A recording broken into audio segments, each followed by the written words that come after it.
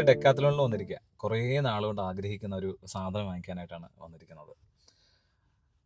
ഇന്നിപ്പോൾ നമ്മൾ വാങ്ങിക്കാൻ പോണ ആ ഒരു ഐറ്റം ഉണ്ടല്ലോ, സാധനം, അതിനെക്കുറിച്ച് ആമി നേരത്തെ ആലോചിച്ചിട്ടുണ്ടോ?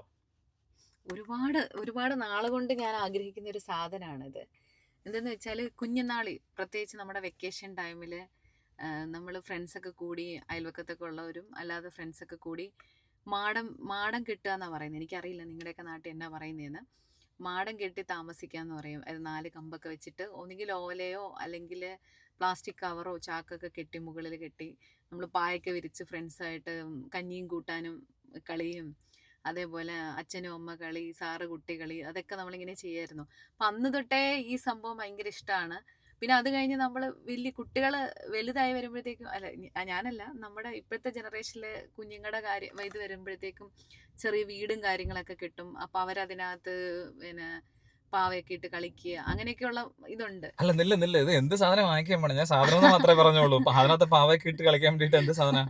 അതല്ല, അങ്ങനെയുള്ളൊരു സാധനം എനിക്ക് തോന്നുന്നു എല്ലാവർക്കും പ്രായഭേദമന്യേ എല്ലാവർക്കും ഇഷ്ടപ്പെടുന്ന ഒരു സംഭവമാണ് അങ്ങനെയുള്ള. അപ്പൊ കൊച്ചുനാള് തൊട്ടേ ഉള്ളൊരു ആഗ്രഹമാണ് ഇങ്ങനെ. പിന്നെ ഇവിടെ വന്നു കഴിഞ്ഞപ്പോഴത്തേക്കും ഇവിടെ നമ്മുടെ കൂടെയുള്ള സുഹൃത്തുക്കള് ഫിലിപ്പീൻസ് ആണെങ്കിലും ഐറിഷുകാരൊക്കെ ആണെങ്കിലും എപ്പോഴും ക്യാമ്പിങ്ങിന് പോവാറുണ്ട്.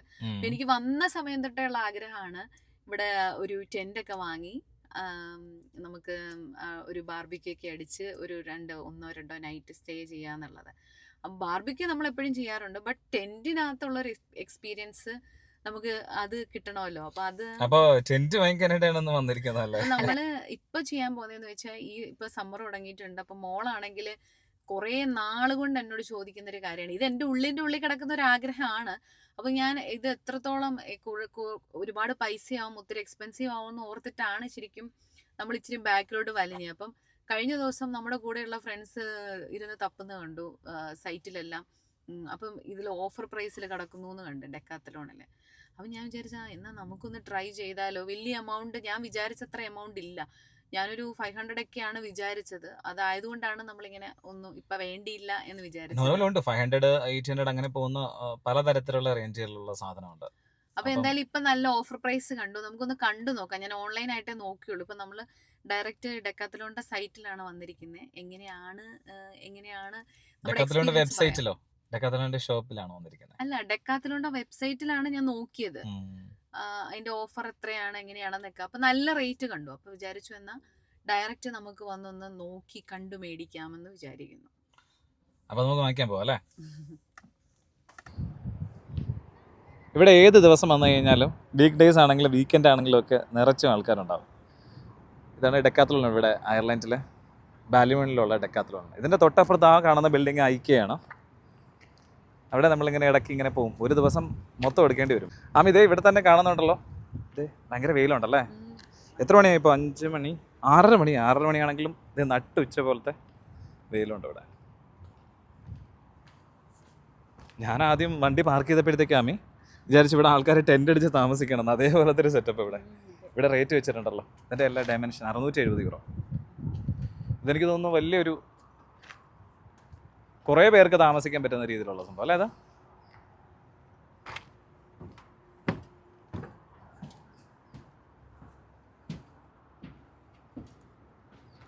ഇത് 125. ഞങ്ങളൊരു 6 പേർക്ക് പറ്റുന്ന രീതിയിലുള്ള ഒരു ടെൻ്റാണ് നോക്കിക്കൊണ്ടിരിക്കുന്നത്. എന്താണ് ഏതാണ്? ഇതാണ് ഓർഡർ ചെയ്തത്. ഓക്കെ. അപ്പം നമ്മൾ വാങ്ങിക്കാൻ പോകുന്നത് ഇതാണ് വാങ്ങിക്കാൻ പോകുന്നത് നമ്മൾ. കൊള്ളാം അല്ലേ?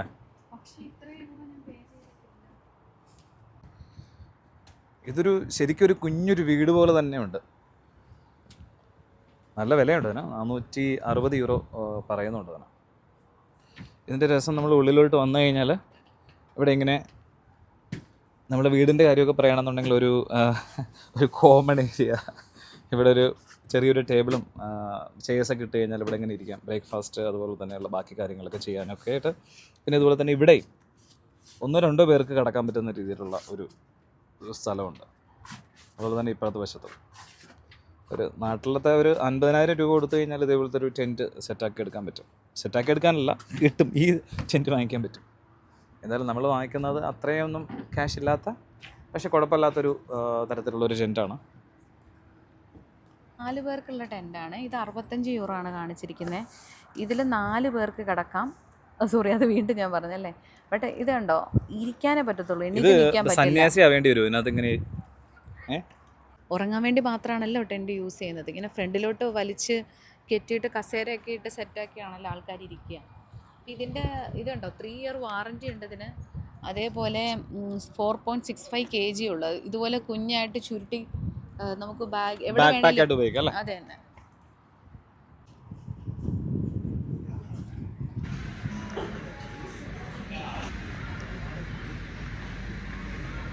ഇതിൻ്റെ ഉള്ളിലോട്ട് കയറി കഴിഞ്ഞാൽ ഈ ഒരു വശത്തൊക്കെ എനിക്ക് തോന്നുന്നു ക്യാമ്പിങ്ങിന് വേണ്ടിയിട്ടുള്ള മാത്രം സാധനങ്ങളാണെന്ന് തോന്നുന്നു.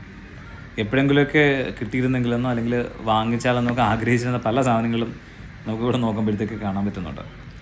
നോക്കിക്കേ, ഈ ടെൻറ്റ് ഇതിപ്പോൾ സിറ്റ് ഔട്ട് എന്ന് പറഞ്ഞാൽ ഞാൻ ഇതാണ്. ഇവിടെ കസേരയൊക്കെ ഇട്ടിരിക്കാം, ഒരു ടേബിൾ ഉണ്ടെങ്കിൽ അതും സെറ്റ് ചെയ്യാം.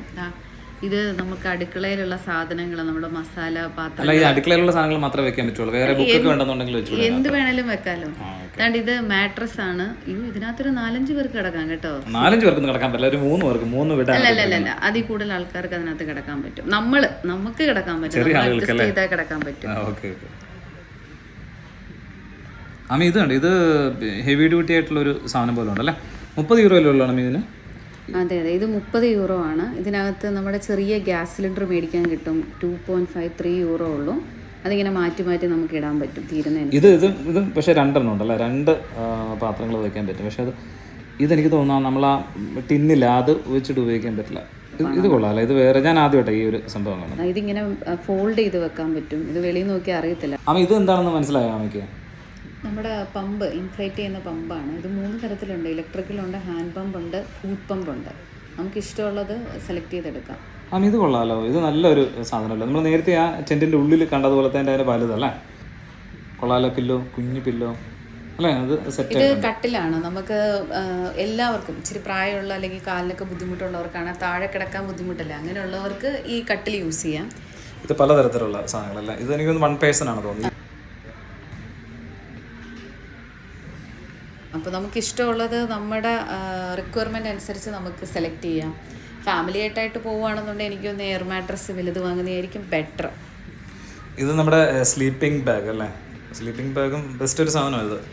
ഇതാകുമ്പോഴത്തേക്കും പ്രത്യേകിച്ച് ഡ്യുവേ ഒന്നും കൊണ്ടുപോകണ്ട, അതിനകത്തോട്ട് കയറി കിടന്നാൽ മതി. അപ്പോൾ നമുക്ക് മാട്രസും ഉണ്ട്, പ്ലസ് ഡ്യുവേ പുതപ്പും ഉണ്ട്, പുതയ്ക്കാം.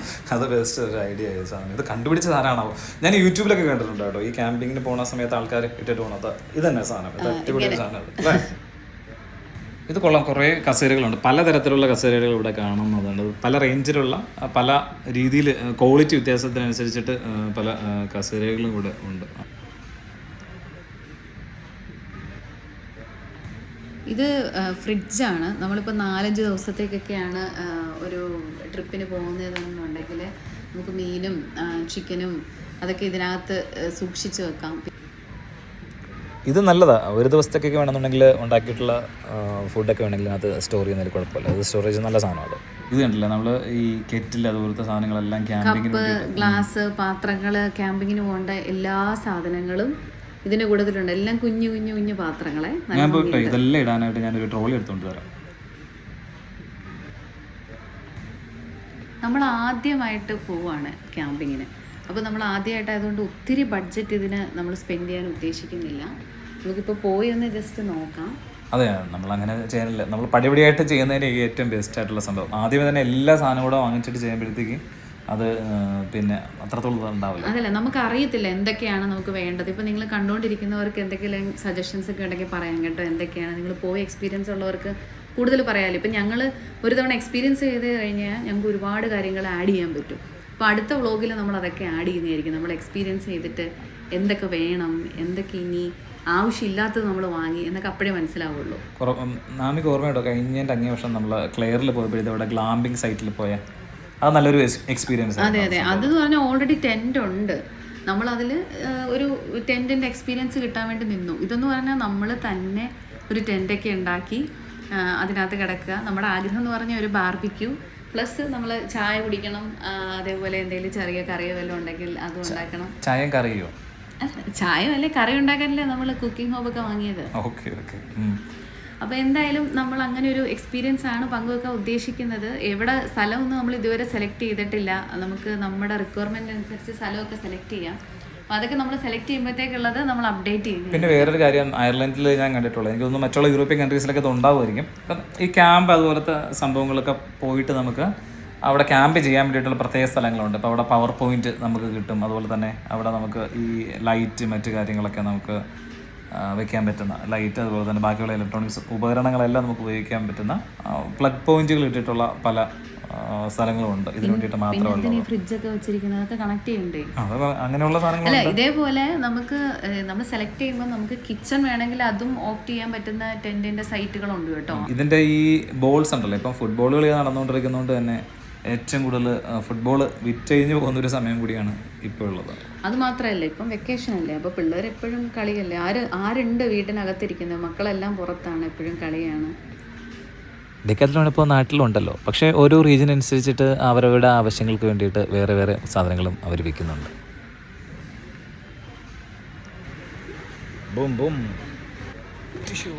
ഇവിടെ നമുക്ക് സ്വന്തമായിട്ട് തന്നെ ചെക്കൗട്ട് ചെയ്യാം. വാങ്ങിച്ച സാധനങ്ങൾ ഇതിലേക്ക് ഇട്ട് കൊടുത്തു കഴിഞ്ഞാൽ മതി, ഓട്ടോമാറ്റിക് സ്കാൻ ആവും. എന്നിട്ട് ക്യാഷും കൊടുത്ത് വീട്ടിലേക്ക് പോവാം.